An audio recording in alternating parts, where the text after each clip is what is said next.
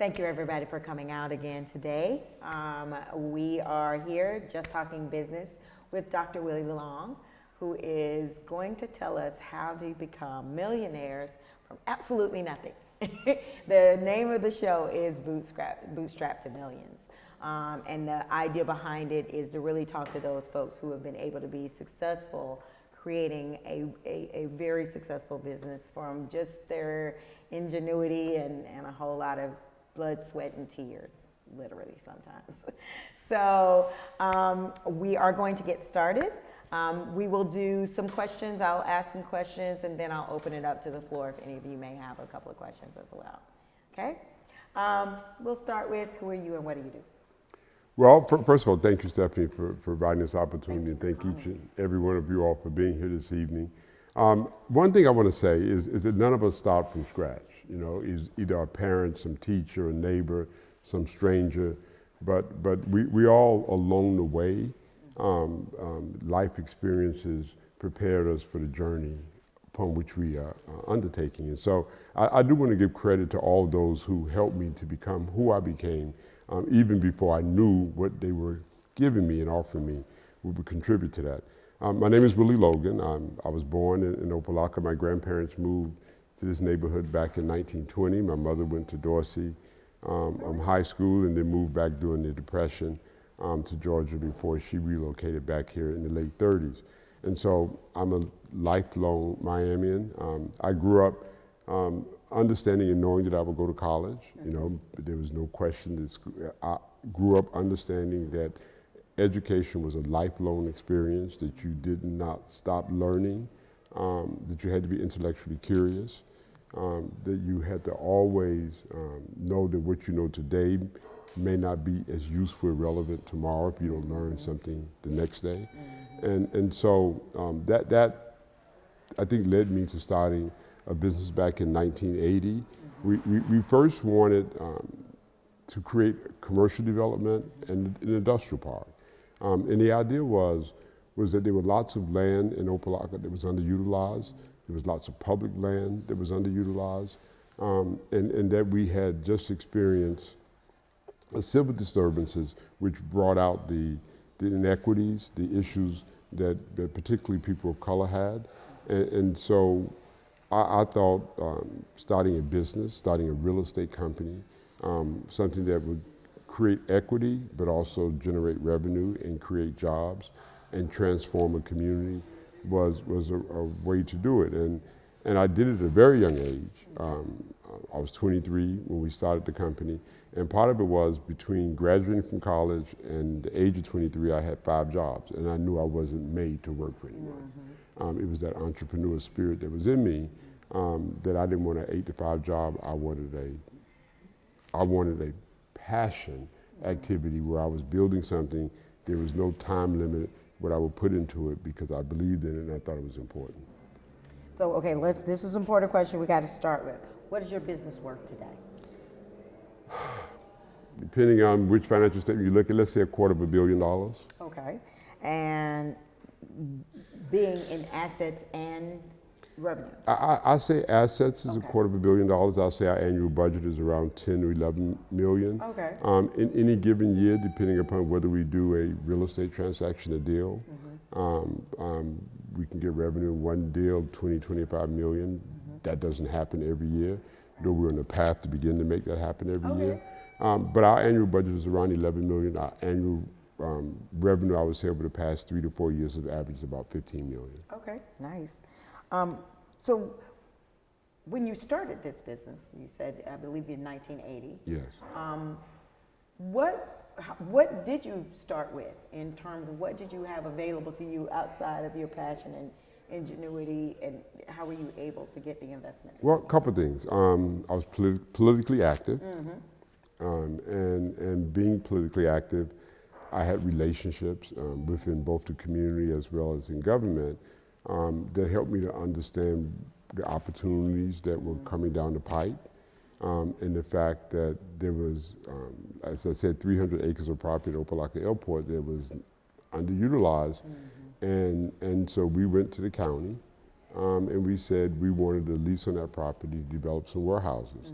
And at the time, before Midtown, you could put cargo from the port, the seaport, and the rail tracks ended at Opelika Airport. Okay. And so the idea, and the exchange was where Midtown is now. That used to be a big railroad yard. Okay. And the idea was that we could save trucking, transportation, and other costs, and then we could pull things together, rebox them, whatever the case may be, and then send them out across the country. And so that was our original goal. Okay. When it didn't work, we had to pivot.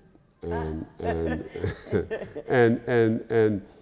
I would say we started off with that being the goal, but we realized that was a long-term goal. And so our first real project was buying a duplex. Okay. So you started with a simple duplex. Simple and duplex. Now... Yeah. Okay. We started a simple duplex, and now I would say we have about 2,000 units in our portfolio. Oh, nice. Very nice, very nice. So, okay, let me go back a little bit. You talked about how entrepreneurship was kind of a part of your spirit. I think everybody I've spoken to who is an entrepreneur knew at an early age there was something different going on, but may not have been able to identify that. Were you that person that said, I just know, even as a young person, I just know? No, I didn't. I followed the path.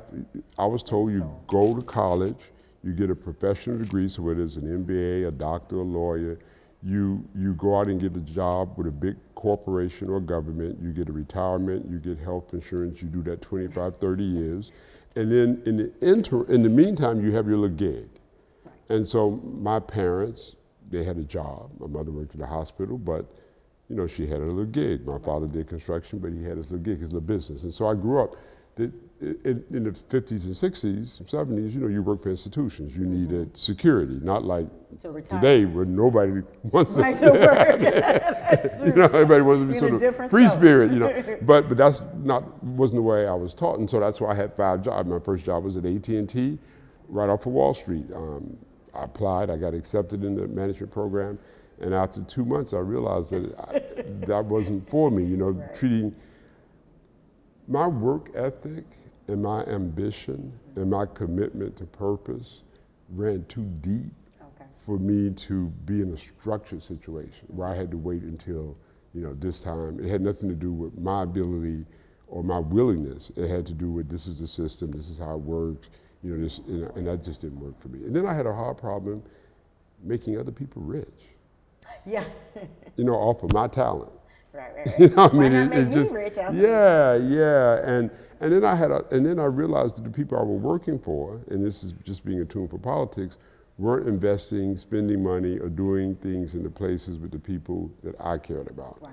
So I was enabling them to continue. To continue to do what they do. So I thought my talents were best used by coming back home. So I left New York, came back home, and had several other jobs, both in government and outside of government, and none of them lasted for more than 4 or 5 months. And so I knew then that I needed to start a business.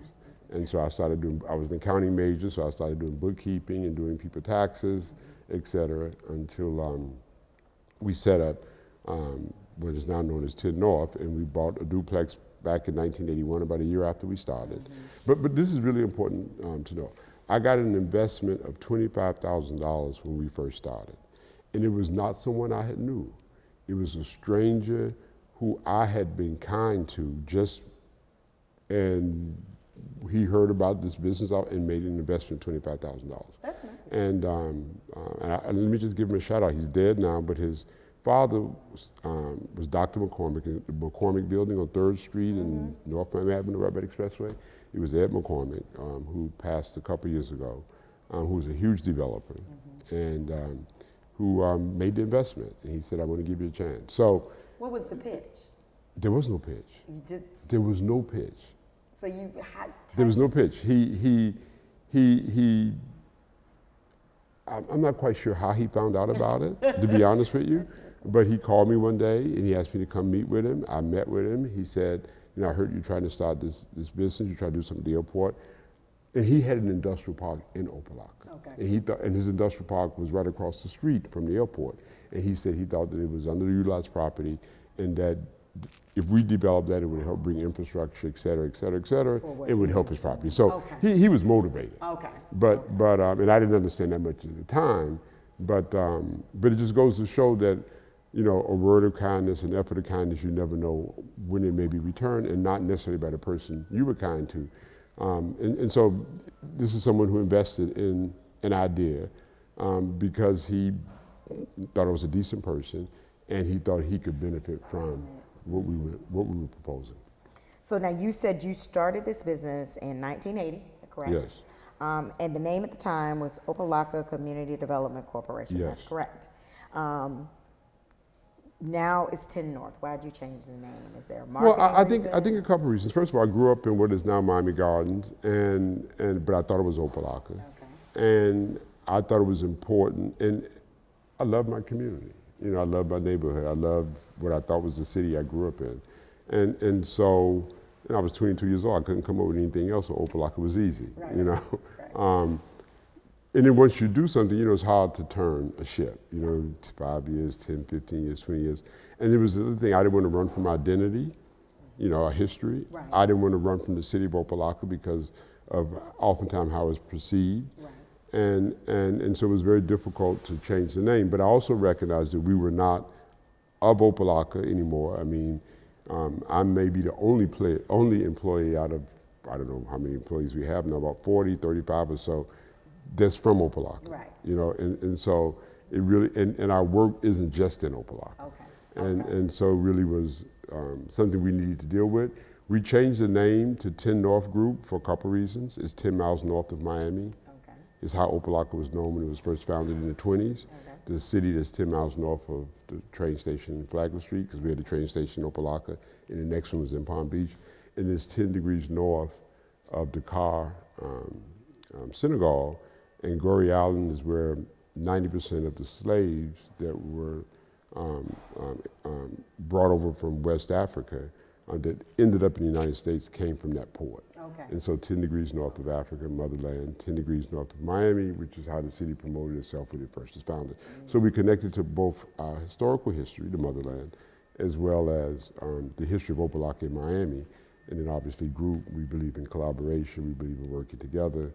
And so it was a fitting way of not running away from our past, embracing it, but coming up with a generic name that people say, well, what does that mean? Or why did you come up with that? And give us an understanding to explain who we are without them saying, oh, you're Opalaka. And then they have all kind of connotations, perceptions of who you are. So it was sort of breaking the tie in some way, but also embracing it in a more generic way. But what did you have to do in order to make that shift? I mean, Yeah. as you mentioned, it's like turning a Yeah, a in the whole audience is the person who led that, James Nixon. We hired a PR firm. Okay.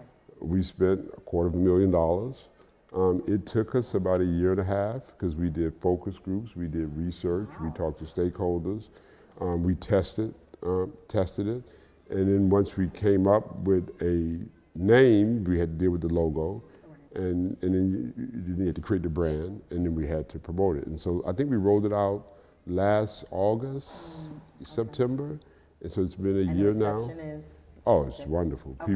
People, when you tell a story, people are interested. They say, oh, wow, that's nice connection. And it's not offensive. I mean, 10 is a safe number. People think 1 to 10 is the highest number. North, people think, north, are you climbing, you're going up.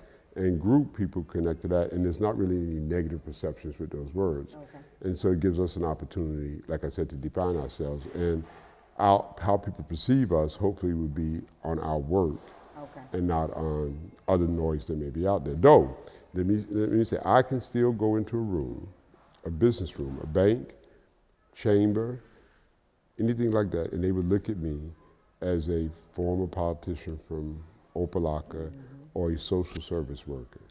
It is very difficult for folks to look at folks that look like me as a businessman.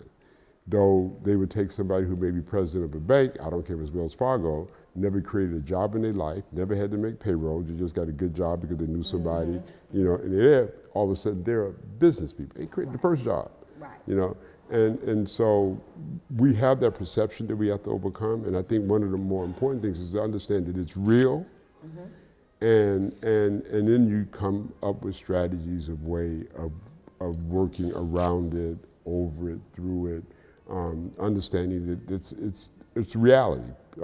Because how many of us have been successful businessmen in this country, better yet in South Florida, Miami-Dade County. So of course they perceive us as they've known and that they've seen us on TV or have heard about us. And so it really is very difficult, therefore, to get access to financing, to get people to believe in you.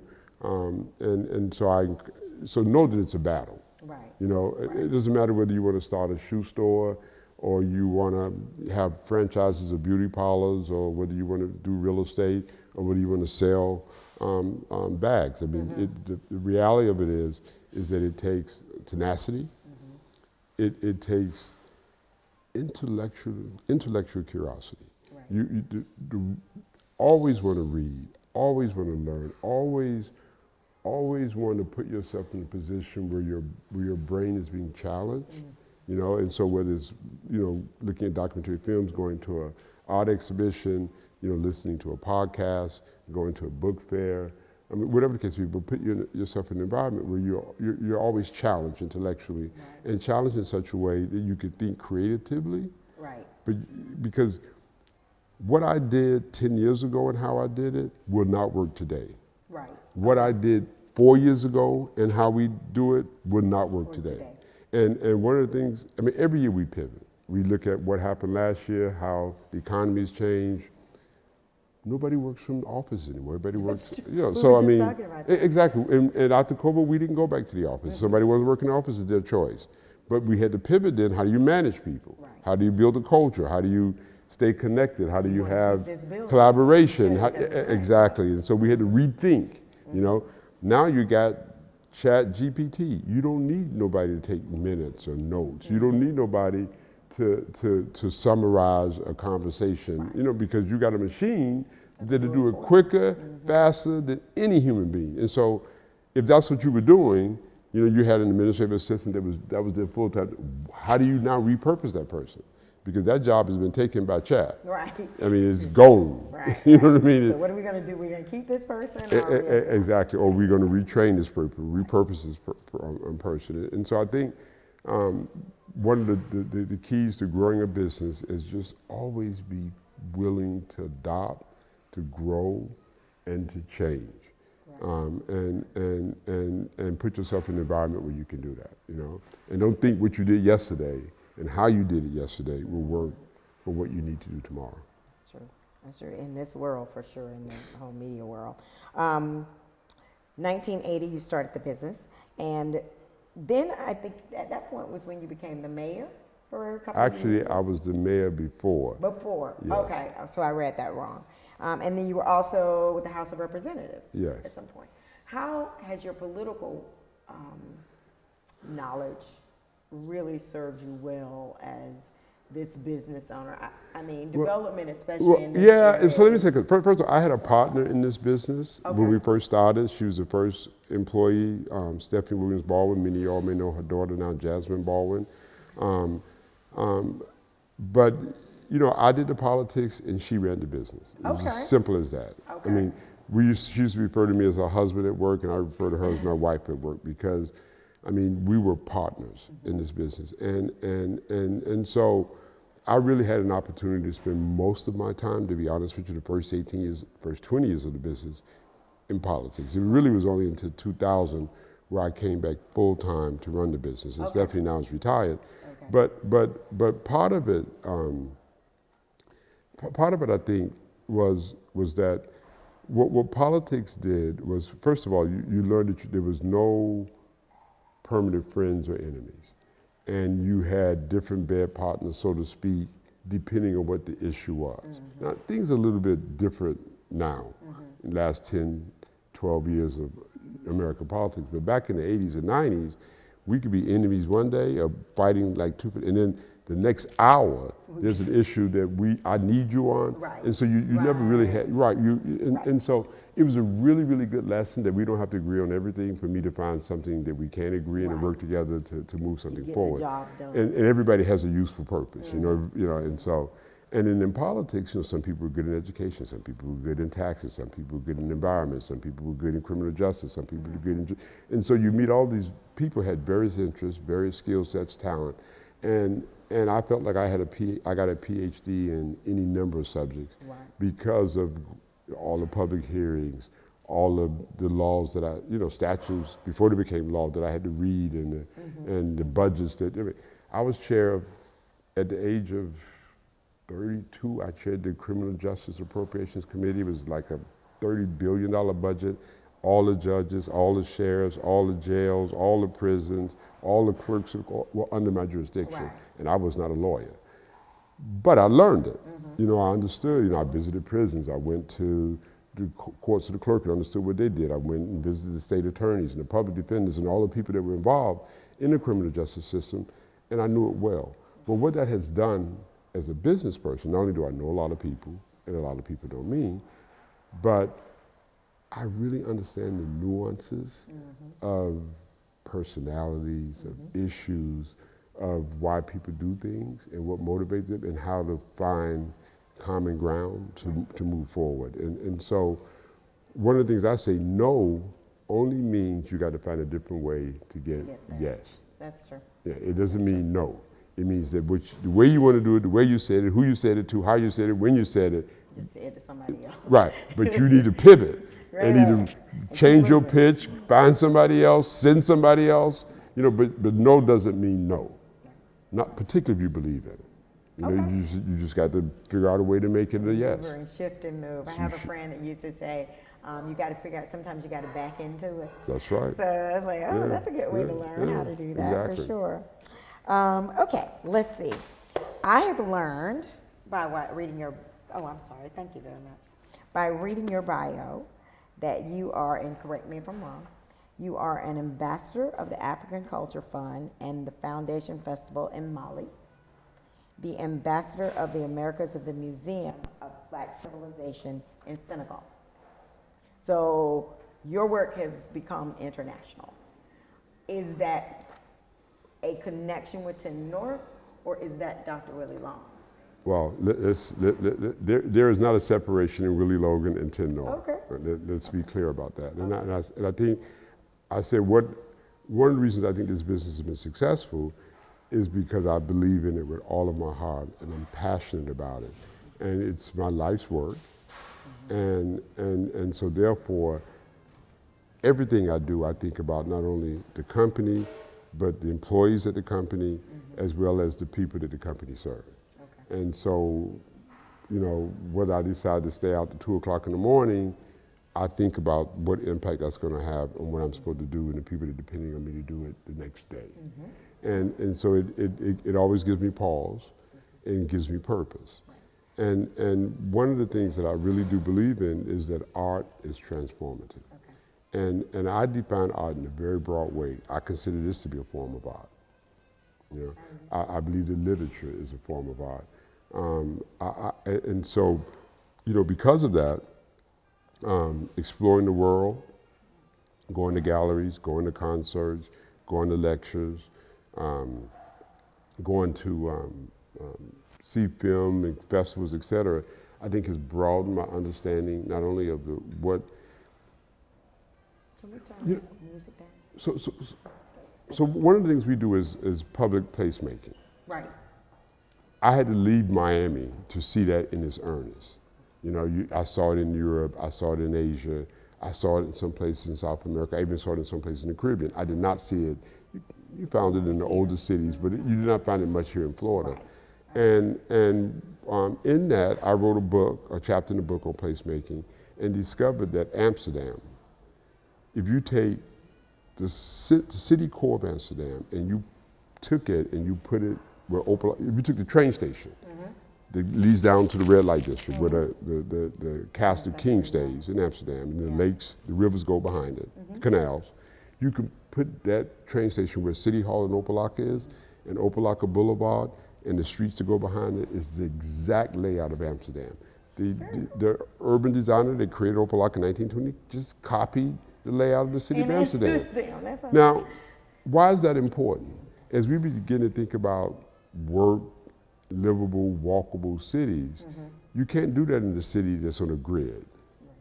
Suburbs, just straight lines or big lots. You got to do it where there are cities, roads are curved at angles because that brings things closer together. Okay. and you got to do it where you have retail, housing, industry, transfer everything in 2-3 square miles. So you can go to Paris or you can go to any major urban area, and that neighborhood, you have everything you need in that neighborhood. Yes. And you can walk everywhere to get everything you need. The United States is not laid out that way. We laid out for cars. And so one of the greatness of Opa-locka, which why we purchased so much land in downtown Opa-locka, is because it's laid out on the grid that makes it a walking city. Okay. And it just has never come to life. Right. But the fact is the way the city grid is laid out, it's a perfect city for urban development. Okay.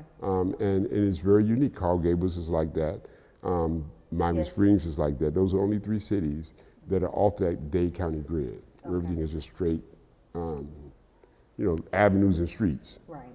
Some courts and places, but So when you connect through here, it's more to bring some of those Yeah, concepts back, it's or are you ultimately looking to do some development there?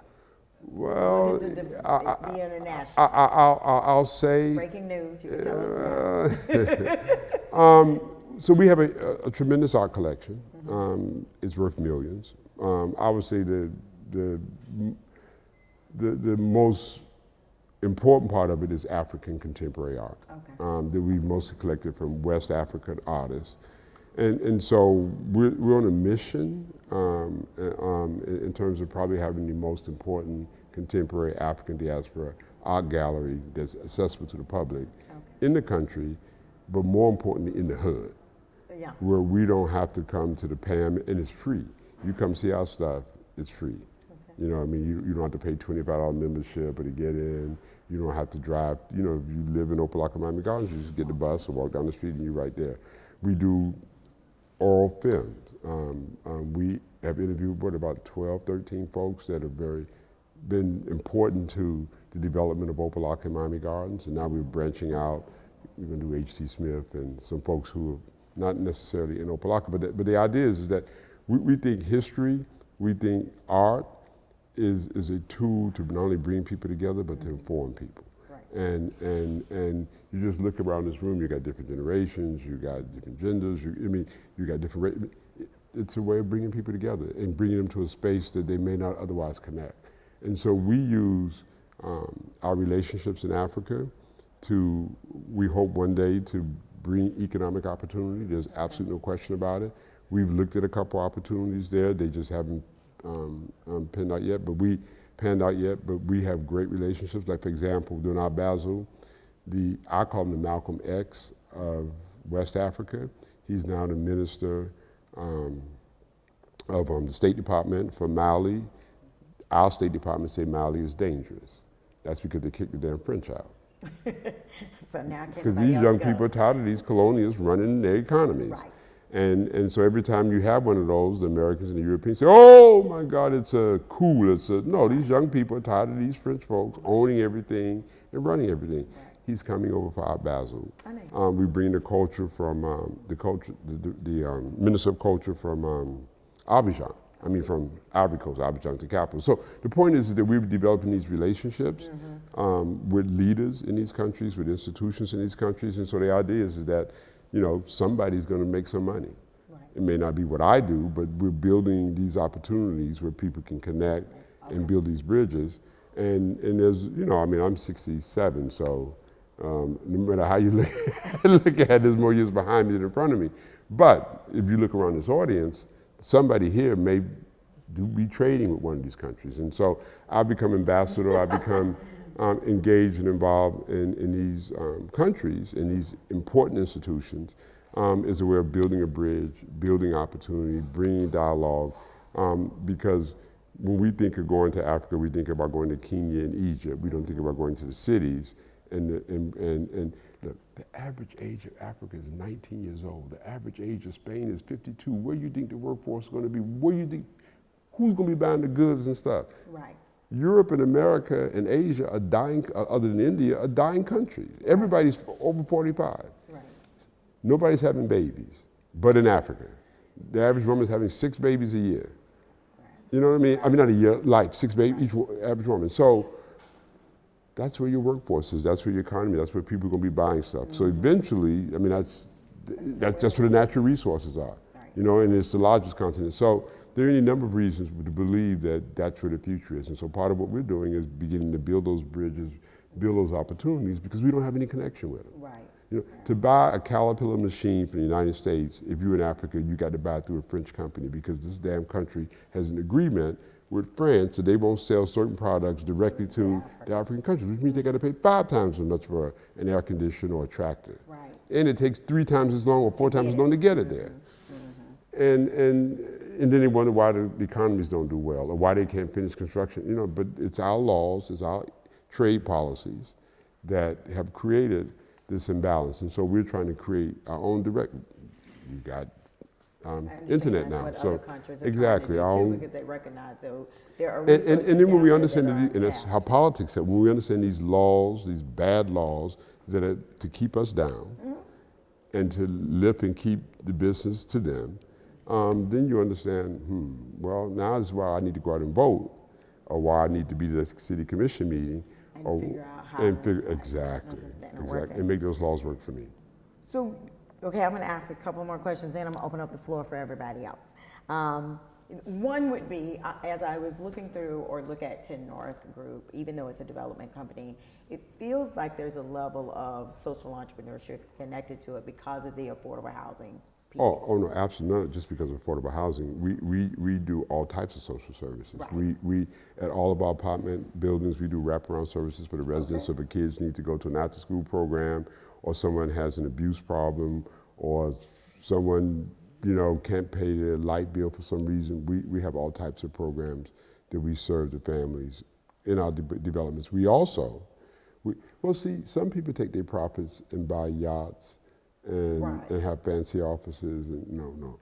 We take our profits and we either reinvest it to make more money, or we invest in the community.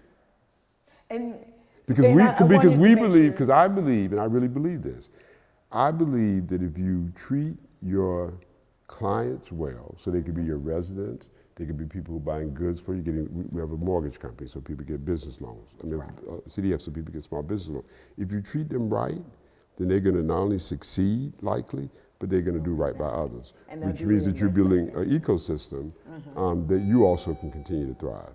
Okay, because that's what, I mean, there's that profit side that looks at just the money, and there's that social aspect that looks at the services to the people. Is it difficult to commingle the two and to manage them and make them both successful? I think our biggest challenge right now is how do we create, no, to answer your question. Okay. Though it creates some financial risk, because if you're not taking 60, 70% of your money and putting back into money-making ventures, you're only taking 40 or 50%, and you're taking the other and investing in people, then you always have to make sure you have recurring, steady income. And so one of the things that we have discovered is that we need to diversify what we do. We mostly do affordable housing. We have done some commercial development. We own 3 or 4 commercial structures, like Jesse Trice Health Center is one of our tenants in one of our buildings. But we realized that we need to diversify. So whether we create a property management company or create a construction company, or whether we start doing different types of development, not just affordable housing, but workforce housing, maybe market housing, is where we're moving to now, because doing a deal every 2 or 3 years is not enough. Right. You need a deal every year. And if we're going to grow. Right. And it's like, okay, we're stuck now at this spot. If we're going to get to be $1 billion company, we got to change your model. We got to change our model. We got to expand our model, take a little bit more risk, a little bit more investment in the infrastructure, which is people and systems and things of that nature. But to do that, you always got to take a step back, say what went well, what didn't went well, and why, and then what we can do to ensure that we mitigate or at least reduce the risk of things that didn't go well, and that we ensure the things that went well, we build on that. Yeah. So what was the best advice you've ever received?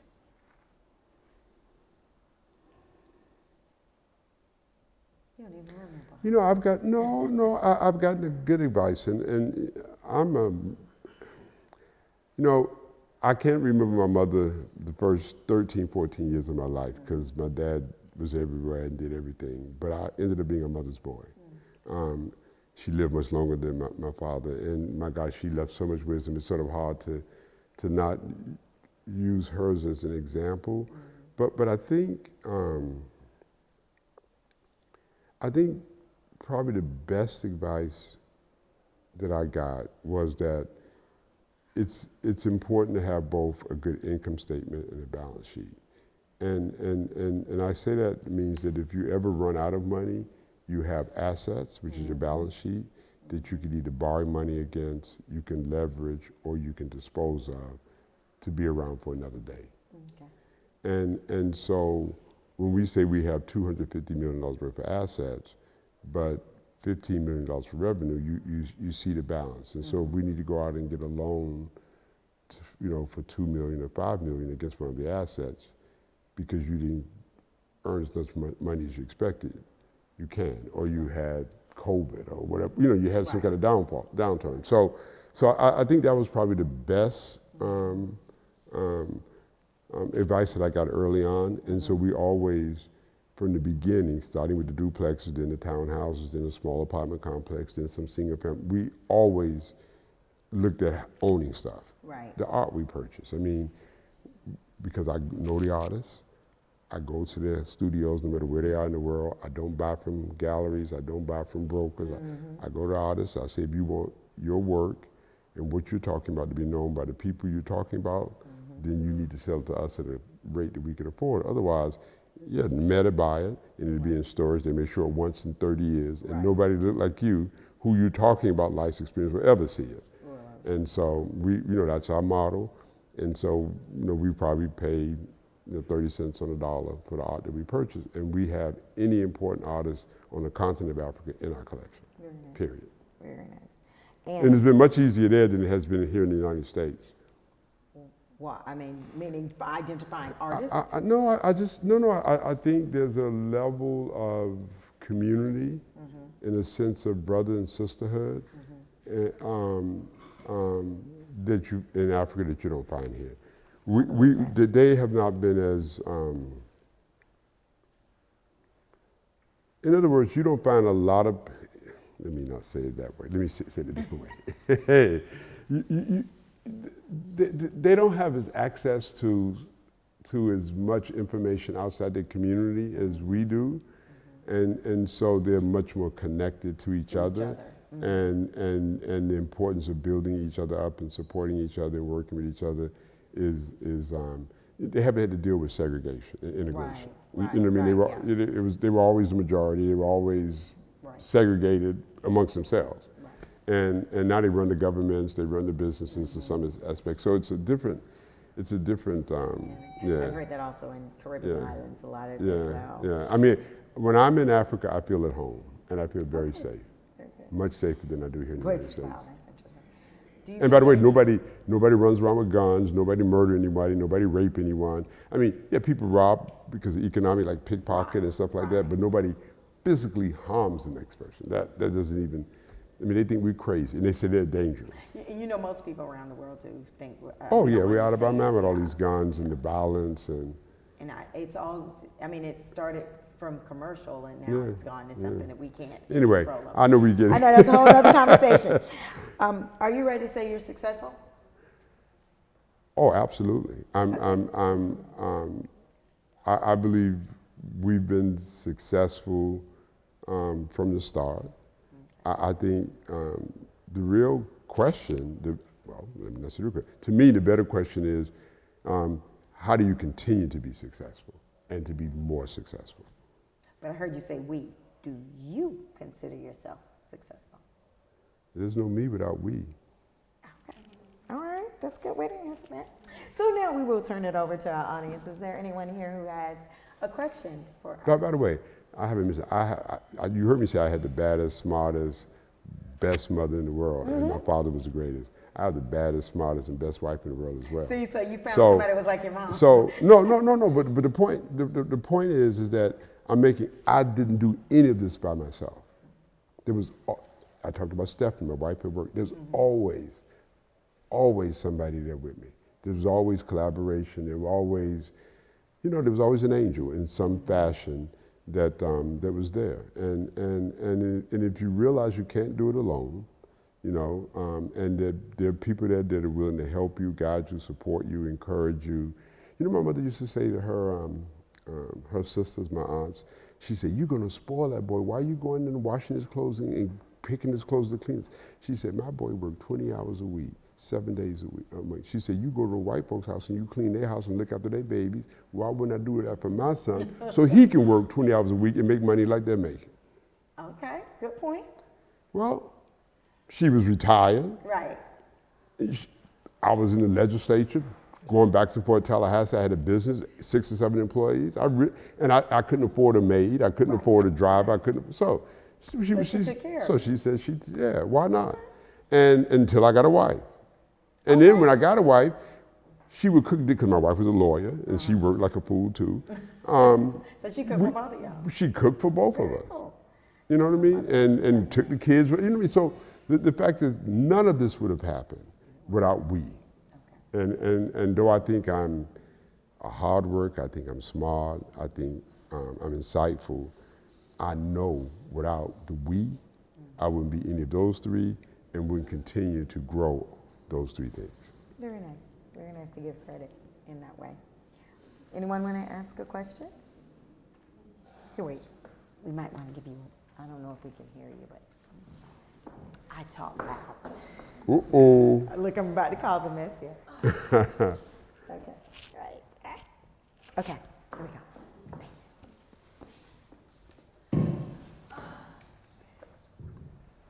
I see you got your notebook. Yeah. So, I did some research and I see that there is only 4 to 6% of Black people that is in the development industry. So I thought that was scary, that we're not, as active in development, and that's one reason why I wanted to come to see, what advice would you give me as far as how I can get started? Because I know it takes mentorship, it takes knowing people that's already in it and been doing it to be successful in developing. Well, the first advice I would give is that every dime you pay to the federal government for taxes, you need to figure out how you could use that to invest in real estate, period. So, you get a $500 tax return from the federal government. You say, oh my God, I got some money, I got a tax return, but you already paid them $15,000. Where is that $15,000? There are tax laws that allow you to not pay that to the government and to use that to invest in real estate and not have to pay taxes on it. And so I think the key to this is to figure out how do you keep more of your money, be it for charitable purposes or business purposes, instead of giving it to the federal government, who only God knows what they're doing with it. You hear Trump, he don't pay any taxes, so why should you be paying taxes? We got sales tax, you got taxes on goods, so why should you be paying income taxes, right? So the idea is that how do you reduce, because my thing is, within the money that you already have, how do you keep more of that and then use it to invest in your future? And so whether it's buying a house and fixing it, living there for a while, fixing it up, then renting it, and then going buying a second house or a duplex. I mean, we started with 2 duplexes. And we fixed them up and rented them out, and then we bought some property and built 2 sets of 4 townhouses. And then from that we started building senior, and so it just was little by little. So I would say, set aside a little money and buy some real estate. It could be 1 house, it could be 1 lot, and figure out how do you do that. The video, you can go to YouTube and you can say, what are the 5 best ways to reduce my taxes by investing in passive on real estate? And it'll give you, 10, 15-minute YouTube video, and it'll give you some ideas. But this is a way, because it's very difficult to say, okay, I'm going to save, 10% of my income. No, just think about the money you already given to the federal government. You figure out a way how you keep that and invest it in something that's going to grow wealth for you, period. So there's no programs or, stuff out there that we can use? There is no silver bullet. There really isn't. I mean, it's like, just think about every journey you've had in life, you know, whether it was the first day of 10th grade or, you know, first practice of some sport. There's no silver bullet. It's, you know, you figure it out by reading the information, talking to folks in it. So you say, well, would you have lunch with me one day or coffee with me one day? Or you go to somebody else who's in the real estate business and say, you know, or you look at a couple YouTube videos, you do some research, you get a real estate license. You know, there's not much to study for a real estate license. You just start somewhere. And then you find opportunities to talk to folks. But the key is you got to own something. And you got to be able to find some money.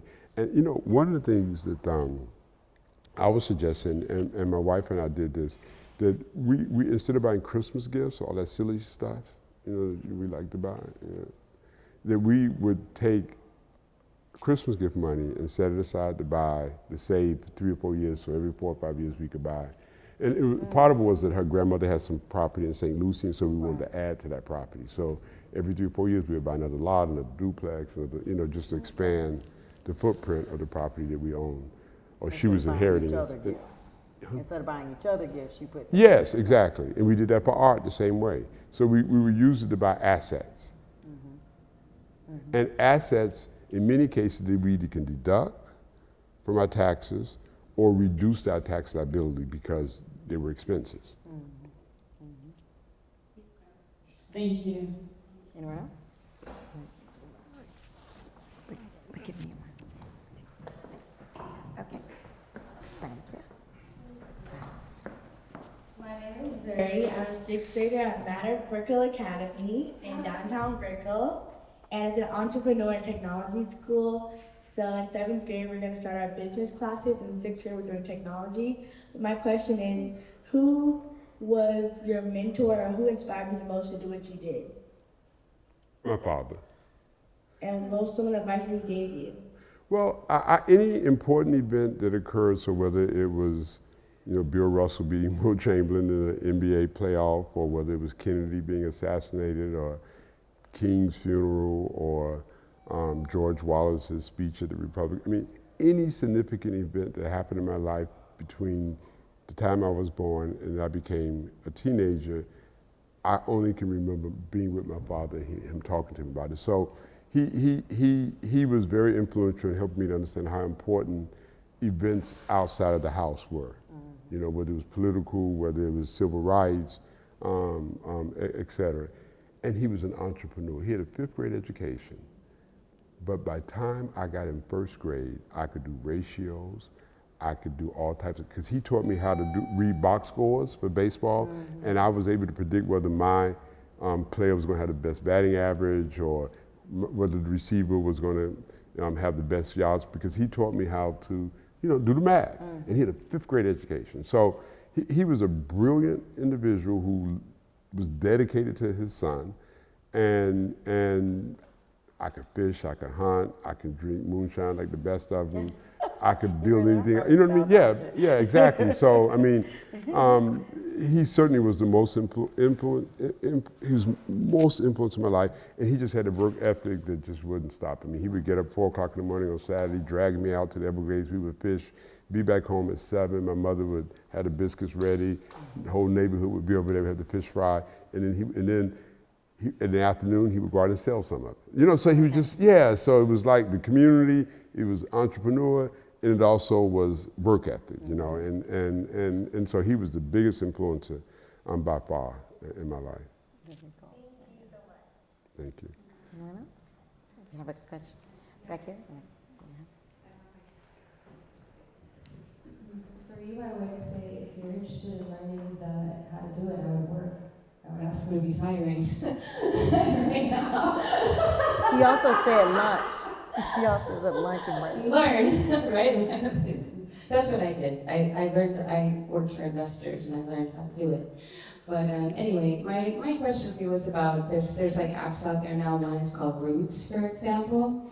And it basically you can buy into like an apartment building or something, right? So I just was looking at it the other day, somebody sent it to me, I don't have much experience, I wanted to get, I don't know if you have any experience or what your thoughts are with that.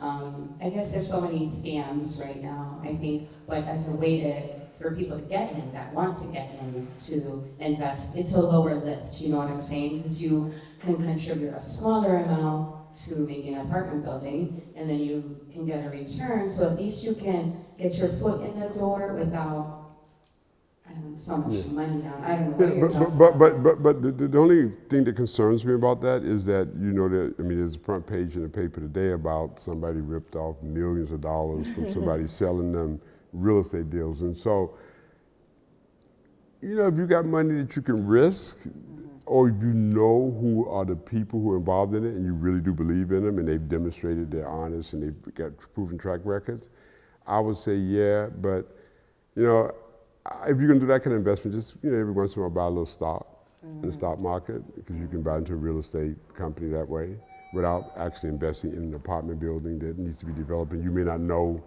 the players as well, whereas you know the stock market is regulated by the Security Exchange Commission, and so you're less likely to get ripped off than a private real estate fund. You really would need to know a lot about the business, because it's, you know, you can get, you know, ripped off. You know, the assets in all kind of ways. So yeah, you can invest in another fund, but I would say I would do one that's regulated, that, you know, somebody's overseeing. But I think the best way to learn is to get your hands dirty. Because negotiate, you know, so when we bought the duplex, I had to negotiate a loan with the bank. I knew nothing about negotiating a loan with the bank. I had an accounting degree, but it was a degree. It wasn't sitting across from a banker and not knowing all the trades, you know what I mean? I mean, we just closed a $96 million deal, James? Maybe it's the 20th deal in my life I've closed. I learned so much because every deal is different. You know, I mean, and there's so many different ways you can make it work for you. You don't work for you. So you got to be in it to learn those experiences. If somebody else is doing it, you know, you're a passive investor, and you're only going to make so much money, because the person who's doing the work and who has the control is the person who's going to make the money. You learn how to make that you. Yeah, no. And the learning curve is continuing to be like this, and I would say my mother said this: you can build a new world with what you don't know. And what that says is that we don't know what we don't know. We always assume that we do, but we don't know. And the only way to know that, what you don't know, is to dive in and try to do it, and you see all those mistakes you're making, or how other people can save you from making those mistakes. But those lessons learned are worthy of going through that, because you come out better and smarter and more effective, and you're less likely to repeat it.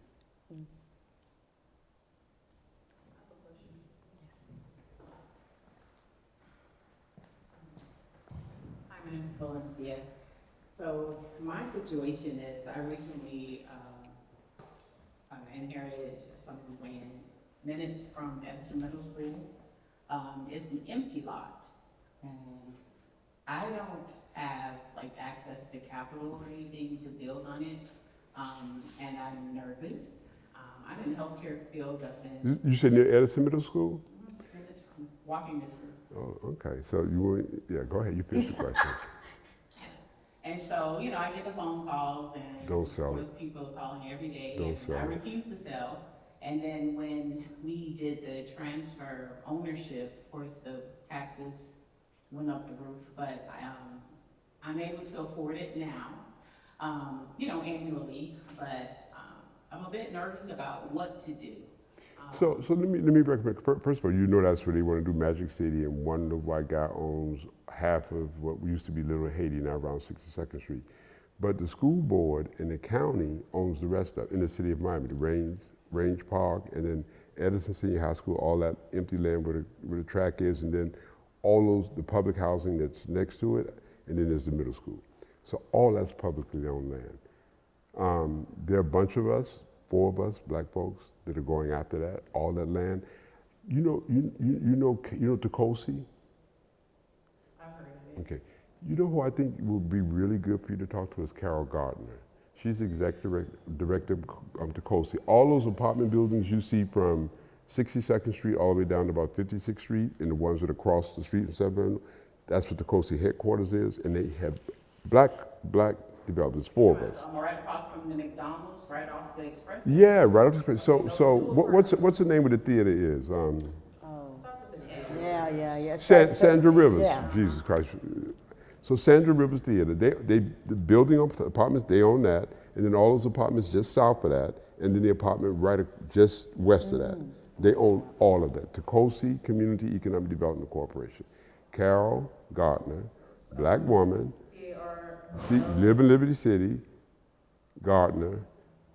They've acquired a lot of property in the Edison area. We're joint venturing with them to develop some of that property, but you should talk to her.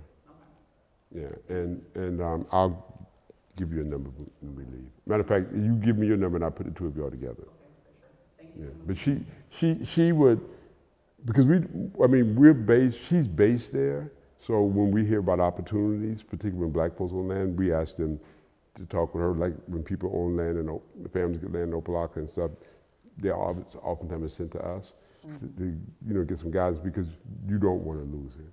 And that area is going to take off in the next 5 to 10 years, and that lot's going to be worth so much money. You just need to figure out how you hold on to it.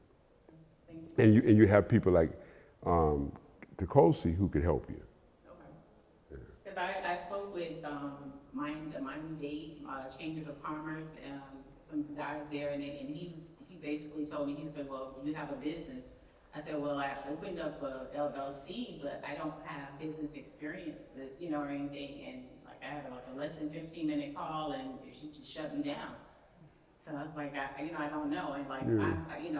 Well, the chamber, and we're members of the chamber, and very active in both the Greater Miami Chamber and the Miami-Dade Chamber. I mean, the chamber advocacy organizations for businesses, usually businesses that are already successful. Yeah. And so they advocate for those businesses, because those businesses pay the membership, which pays for the staff.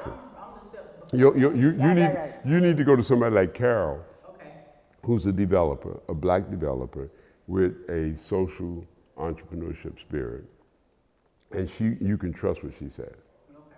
Yeah, and she will probably give you depending. I don't know where the lot is adjacent to those. 6321 Northwest 2nd Avenue. Oh, so you on the Range Park side? No, I'm on that side. Yes, Yeah. okay, Yeah. okay. Like I'm right there, like walking distance. I know exactly where you're at, yeah, okay, okay. All right, and that's right across from the Miami Magic sign, New Magic, whatever they're calling it, right? Yeah. And they own most, and where your property is right next to the other public housing, right? It's next door to an art gallery. And this public housing, though. Across the street. Exactly, yeah. So the county owns all that land, and we're trying to get it from the county. Which is why politics helps. Right. It's been there for years. So we were wondering why they hadn't built on it. Because they're trying to give it. Well, let me. That's let's put it this way: there's one or two people who has most of the public land in Dade County, and that's probably who have their eye on it. But we're trying to put we're trying to put a consortium together of black developers to fight for that. Thank you. Well, when the deal is done, you'll know it started here. Anyone else? Well, we want to thank you for your wisdom and for coming to join us today. It was funny. It was really, I invited him to come to the last event we had. And he was like, well, I won't be able to make it this time. I said, oh, by the way, are you one of these businesses? He said, I am. And I asked, and he said, I'd love to come. So I thank you for really just leaning into what we're trying to do here. We will be sharing this on, online as well on our platform and in YouTube, because we feel like this is information that people really need to know, especially in something like a developer space that's so foreign, as you mentioned, to folks like us who are African American. It's just not been where our wheelhouse. And thank you once again for the opportunity. Thank you all. One of the things we've created what we call the Saturday Morning Group. It's for black developers. All of us have portfolios over $100 million, and we're trying to figure out not only how we can grow to be multi-billion-dollar companies and how we can collaborate and come together to do that, but also how we become thought leaders to bring others along. And so we're thinking about just creating a podcast just on real estate development, you know, and talk about different aspects of it. And or other ways of really getting people to understand, you know, the journey and the support, and then just the link. Because we all have subcontractors. If you need a plumber or electrician or this or that, you know what I mean? You know, if you need insurance, if you need bonding, if you need this, we have relationships with banks. And so part of what we feel now is that we need to sort of collaborate so we can give back. Not only grow and be bigger, because I mean, we're business, we got to make money. Right. And so we all want to be billion-dollar companies in the next 5 years. And so we think we can do that together Versus trying and become individual billion-dollar companies as well as collectively become multi-billion-dollar companies. And so we are on that path now. And it's recognizing that, you know, we can't compete with the big boys because we, in the development business, we're really a small business. And for us to, you know, Dade County is doing a $4 billion redevelopment. They letting some folks redevelop County Hall and all that public land right down the street. There's not one black part of that deal. That is absolutely, we cannot continue for public money to do public deals and not include a broader participation in the community. So one of the excuses, well, you can't get $1 billion bond. So that's why we're coming together. Right. Because together we can get $1 billion bond. You know, and so, you know, once again, this struggle and this journey to build a business and to grow it and have it sustainable for generations is one that you just have to be open to, you know, what you know, pivoting, bringing in others and sharing. And now, you know, if the bank gave him a 2% fee and talking about I got the 2.5, I said that's not what you told Kareem. Right. You know, so you know, Right. Because y'all have had a conversation. Because we sharing everything now. Yeah. Because we're not competing. Yeah. We like 1% of the pie. So we're not competing with each other. You gotta compete with the other. Exactly. Yeah. But anyway, but thank you again. But also, before we go, I want to also say thank you to Quick Licks, who were kind enough to bring the Gosling rum and ginger beer. It's Gosling Dark and Stormy is what they wanted me to share with you. They've been a great partner last year and this year, last month and this month. So we want to thank them. And Chef Chris Dunn from the Dunn's Overtown Farm. You're going to have some tacos when you leave. She just prepared some meals, and the lettuce that you eat came from the garden next door. So that's been a long time coming. I've been here for a minute in Overtown, and it's been fun to watch that garden really come to life. It's really so very nice. It's really kind of cool to be able to see everybody partake of it at this point. How can we find you before we leave? And then, well, 10northgroup.com, TEN, the word northgroup.com is one word. I'll give my cell number, 305-796-0834. Best to text, then call, because I'm generally in meetings. And then my email address is logan@10northgroup.com. okay, I know that. Say it again. The cell number. Which one? Okay. The website is 10northgroup.com, and the cell number is 305-796-0834. And then the email address, just put Logan in front of the 10northgroup.com, logan@10northgroup.com. Thank you very much. Thank you. Thank you all very much. We'll be back here November 14th with Jerk, the restaurant. So we hope we'll see you then as well. Thank you. And you too. Come on back. Thank you. Appreciate it. Thank you all. So yes, and please stop by and get some tacos. Very nice.